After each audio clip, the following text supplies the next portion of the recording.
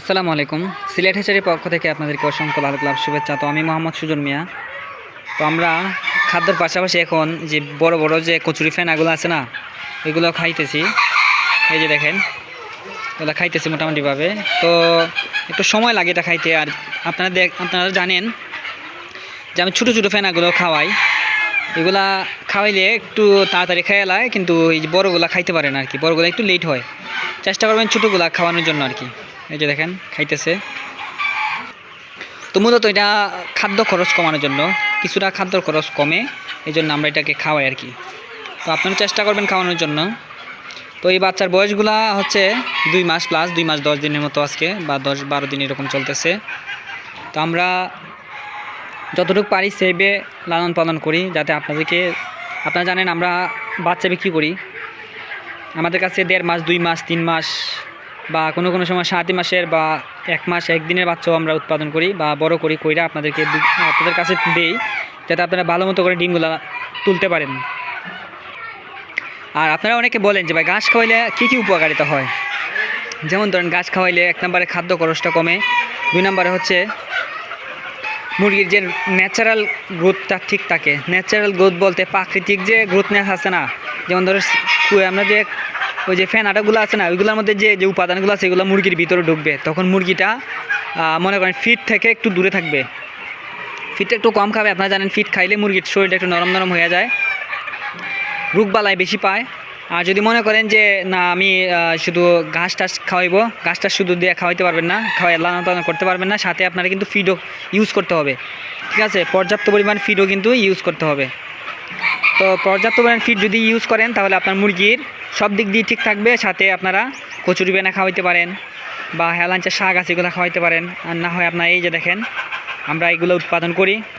এই যে দেখেন এগুলো হচ্ছে কলমি শাক, এগুলো আমরা খামারের পাশেই কিন্তু পুকুরের মধ্যে উৎপাদন করি। ঠিক আছে, আপনারা এগুলো খাওয়াইতে পারেন বা পুঁই শাক খাওয়াইতে পারেন বা লাল শাক খাওয়াইতে পারেন বা মনে করেন আরও বিভিন্ন ধরনের সবজি খাওয়াইতে পারেন, লাউ খাওয়াইতে পারেন। যাদের লাউ ক্ষেত আছে, রিজেক্ট যে লাউগুলো আছে না ওইগুলো খাওয়াইতে পারবেন, কোনো সমস্যা নাই। এক কথায় মুরগি যা খাইবো তাই খাওয়াইতে পারবেন, মুরগি যেটা পছন্দ করবো সেটাই খাওয়াইতে পারবেন। তাহলে আপনাদের খরচ কম লাগবে। ডিমের যে উৎপাদনটা আছে না, ডিমের খরচ কমে যাবে। আপনি যদি শুধু রেডি ফিড দিয়ে ডিম উৎপাদন করেন তাহলে দেখা গেছে যে একটা ডিমের প্রাইস পড়বে 8 টাকা। আর আপনি যদি ঘাস টাস খাওয়ান বা প্রাকৃতিকভাবে লালন পালন করেন তাহলে দেখা যাচ্ছে যে প্রত্যেকটা ডিম থেকে আপনাদের 1 টাকা করে কম লাগবে, অর্থাৎ 60 টাকা খরচ যাবে, পার ডিমে খরচ পড়বে। তা আপনারা বুঝতে পারবেন যে আপনাদের এলাকায় কতটুকু মানে হইতে পারে আর কি, মানে কত টাকা বিক্রি করতে পারবেন। আমি আরেকটা জিনিস বলে দিই আপনাদেরকে। অনেকে বলে আমাকে যে ভাই আমি একটা মুরগি লালন পালন করব, কেউ আছে বিল্ডিংয়ের ভিতরে লালন পালন করে, দরজা জানলা নাই বা 2-1টা দরজা জানালা আছে ওইভাবে, কিন্তু ওইভাবে হবে না ভাই।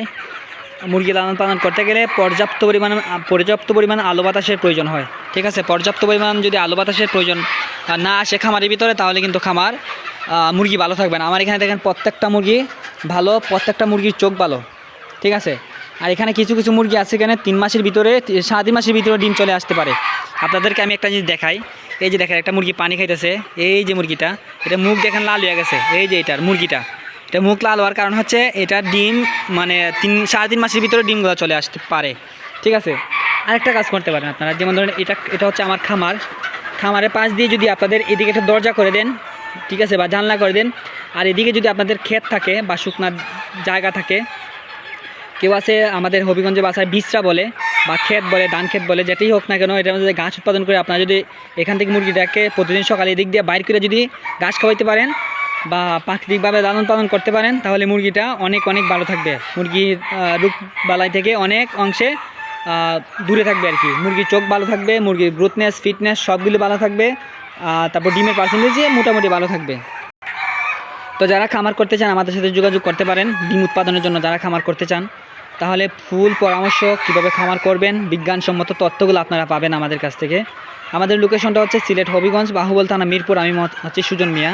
আপনারা জানেন যে আমাদের সিলেট হ্যাচারি বৃহত্তর একটা সিলেট হ্যাচারি। আমাদের অনেকগুলো আমরা বাচ্চা লালন পালন করি। অনেকে আছে কিন্তু আমাদের সাথে ফ্রড করে, যেমন ধরেন আমাদের চ্যানেলের নাম বলে বা আমার নাম বলে ওরা কিন্তু বাচ্চা বিক্রি করে, মানে নর্মাল গ্রেডের প্রতারিত করে। এগুলো থেকে আপনারা দূরে থাকবেন। আমার নাম্বারটা হচ্ছে 017 050 847 15 এটা হচ্ছে আমার নাম্বার। এছাড়া আমাদের আর কোনো নাম্বার নাই, ঠিক আছে বর্তমান সময়ে। আর আমাদের লোকেশনটা হচ্ছে সিলেট, হবিগঞ্জ, বাহুবল, মিরপুর, পূর্ব জয়পুর, ঠিক আছে। আমার নাম হচ্ছে মোহাম্মদ সুজন মিয়া।